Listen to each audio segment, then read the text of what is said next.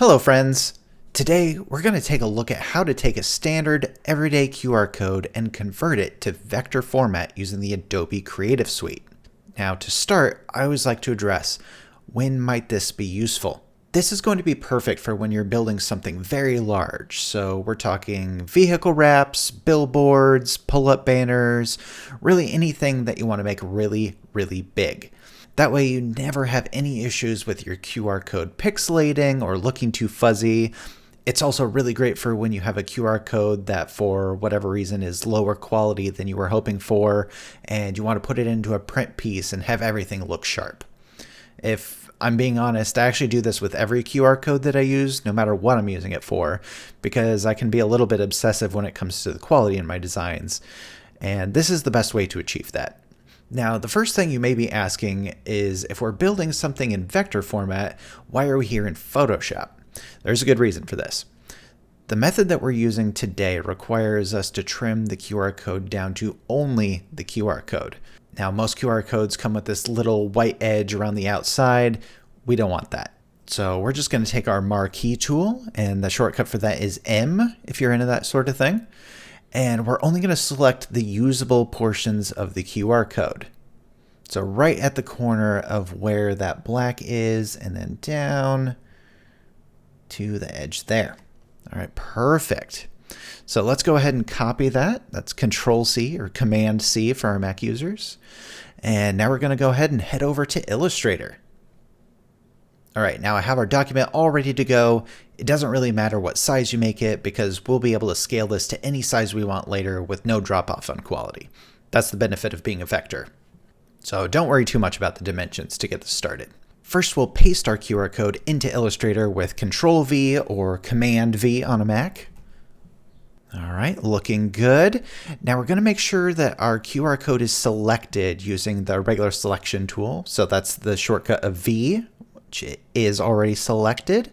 And now we can start converting this to a vector. Now to do that, we're going to go up to Object, Create Object Mosaic. That's where the magic is going to happen. Now this dialog will pop up. Don't freak out. There's a bunch of options, but we really only care about this number of tiles section right here. Now, right now it says 10 by 10. If we were to leave that alone, it would make our mosaic 10 squares by 10 squares.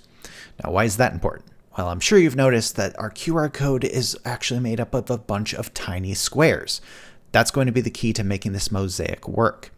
Now comes the hardest part, counting.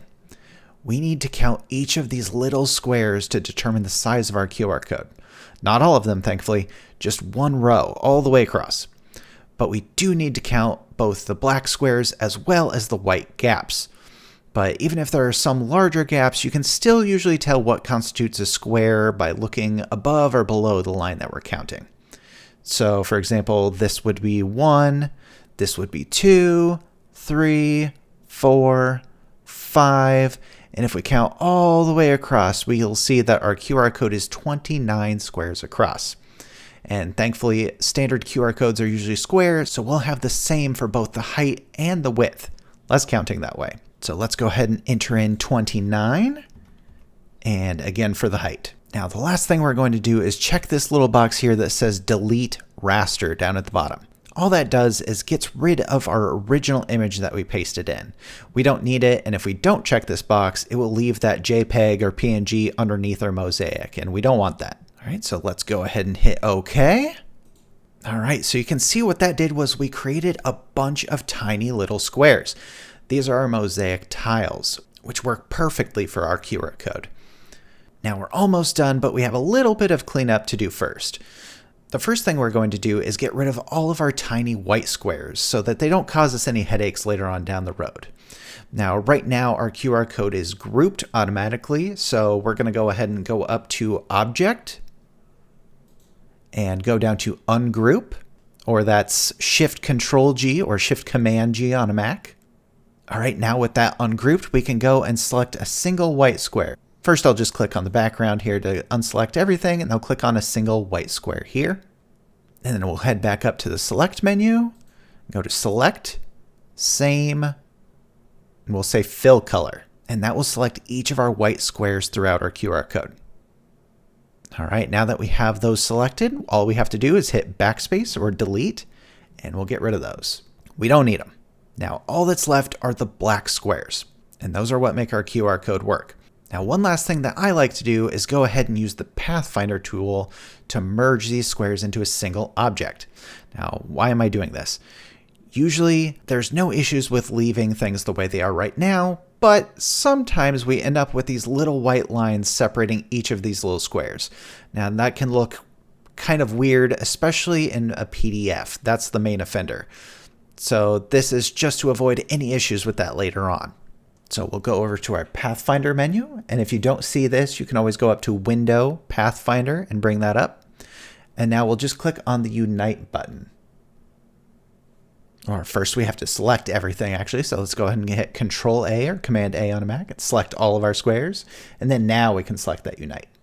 All right, and there you have it, our perfect vector QR code. It won't pixelate, it won't blur, no matter how large we make it, no matter how small we make it, it will always be at the perfect quality, so long as we save it as a vector file, like an EPS, an SVG, or an AI file, even a PDF. Now, one last thing that I'll address is why we don't use the image trace tool for this. There is a reason for that, which I can show you. Now, let's paste another version of our QR code. And we'll move that off to the side. And then we're going to go up to Object, Image Trace, Make. Now, it doesn't look too bad at first, but if we zoom in, we can see that it got close, but it didn't quite understand the assignment. These edges are not perfectly square. There's a lot of rounded, weird tapered edges. And no matter what settings you use, it's just not going to give you exactly what you want. You can get it pretty darn close, and usually you can get close enough to be readable, but it's always going to look a little bit off. And our way is a lot crisper and a lot more error-proof. So I would always recommend against using the image trace tool and for using the mosaic tool for this sort of work. And that's it. That's how I create a perfect vector QR code every single time. Now, if you found this video helpful, please like the video. And if you would like more tips and tricks just like this one, why not subscribe? I have plenty of more videos just like this on the way. If you have any questions at all, please let me know down in the comments. I'll be happy to answer as many of them as I can. In any case, thank you so much for listening, and I'll see you next time.